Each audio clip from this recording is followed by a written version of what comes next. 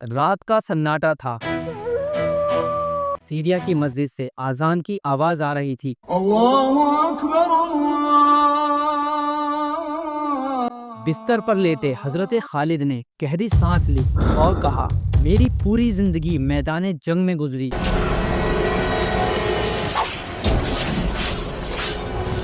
میرے جسم کا کوئی ایسا حصہ نہیں جہاں تیر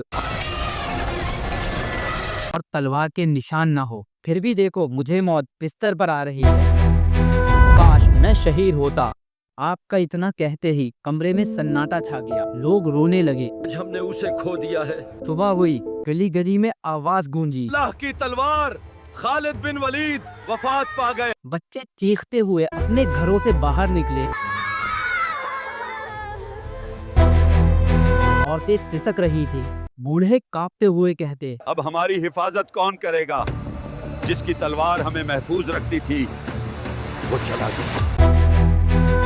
ہم نے آج اس شخص کو کھو دیا جس کے ہوتے ہوئے دشمن کبھی ہماری طرف آنکھ اٹھا کر بھی نہیں دیکھ سکتا تھا۔ جب یہ خبر مدینہ میں خلیفہ حضرت عمر تک پہنچی تو ان کا چہرہ زرد ہو گیا۔ انہوں نے سر پکڑ کر کہا، عرب کی عورتیں خالد جیسا دوسرا پیدا نہیں کر پائیں گی۔ ان کی آنکھوں سے آنسو نکل پڑے۔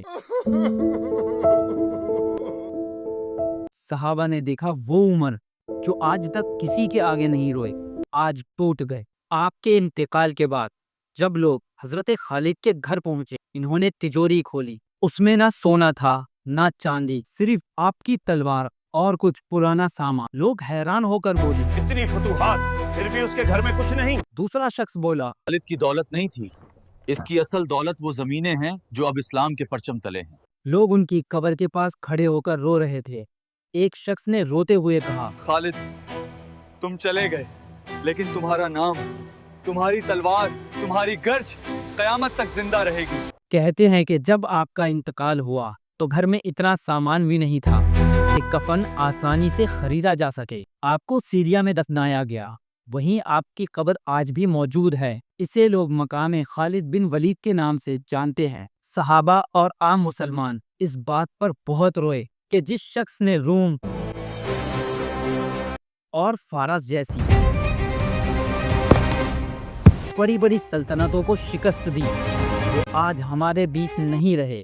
لوگ کہتے ہیں کہ آج اسلام کی تلوار ٹوٹ گئی۔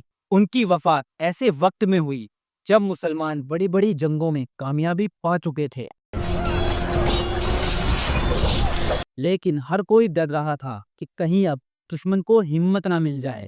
جب لوگوں نے دیکھا کہ حضرت خالد بن ولید جیسے فاتح اور بڑے سپہ سالار نے دنیا سے جاتے وقت صرف گھوڑا، تلوار اور کچھ پرانا سامان چھوڑا، تو سب کو گہرا اثر ہوا اور کہنے لگے، خالد نے جنگیں جیتی مگر دنیا نہیں کمائی۔